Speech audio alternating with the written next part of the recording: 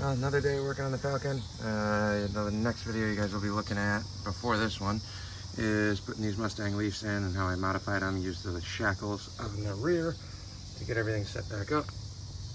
When I first tried doing this, the front tire was rubbing about a little bit less than that much, about half of the gap on that Sharpie line there. Thought about cutting it out because there's a bunch of rust there, but instead I ended up pulling the rear end, drilling out the holes. Look at the video before this, 9-inch rear end swap, I think it's called.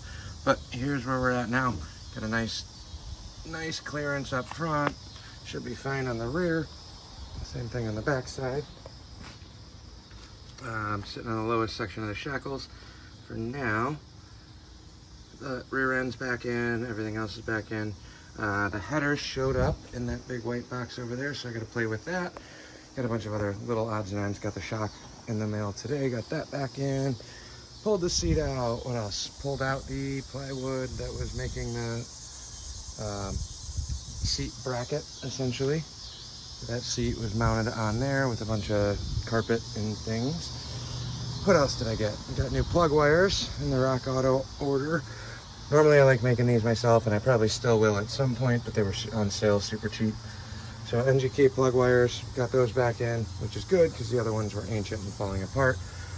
Cheapo Amazon oil pressure gauge, got that one hooked up. It's an electronic, works great. Ran into some issues on this cheapo Amazon gauge cluster that I had. I couldn't get the temp sensor to work, but for 50 bucks, I wouldn't expect it all to be flawless, easy. I got to double check and work on that one. I didn't hook up the volt gauge, and I didn't hook up the mechanical pressure gauge because I had that one. Eventually this one is going to get hooked up to the trans pressure port on the AOD.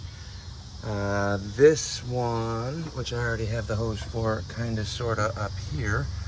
I do have an old school oil pressure gauge in the car that I would like to try and use, or maybe I'll bypass it and just run the new gauges as well.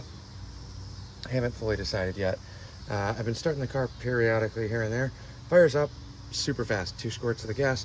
Still haven't hooked up the throttle cable, but I did manage to go through and start vacuuming out all of the mouse crap that has been in here. Found a big old nest underneath that back seat. So I've got this kind of cleaned up. Tomorrow or sometime this weekend, I'm gonna go through, mount the gas pedal, hook up a throttle cable. Still gotta grab one, just one of those generic universal ones. And then I gotta get a temp gauge working on this. I did run into an issue. I got a brand new thermostat housing in this, but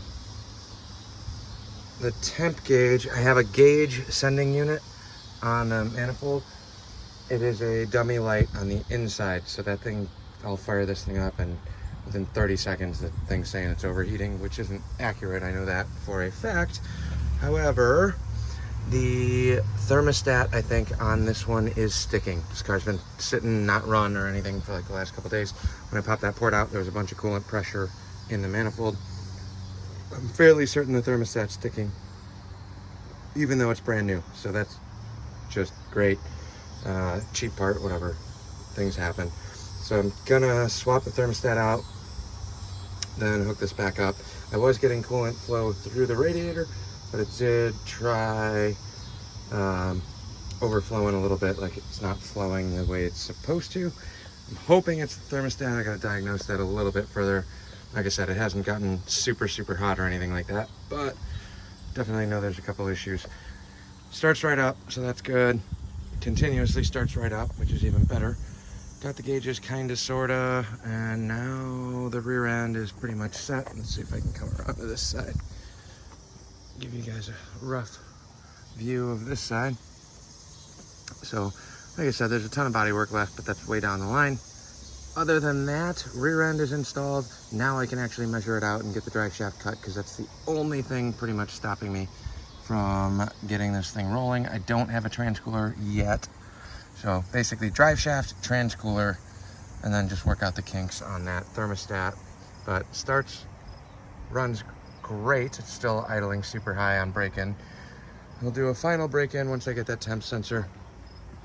I know that's kind of out of the ordinary, but so far I haven't had any clickety-clackety lifter ticks or knocks or any weird noises, which is great. That's the update for the day. Thanks for checking out. Thanks for watching. Like, comment, subscribe, all of those fun things. Appreciate you guys watching.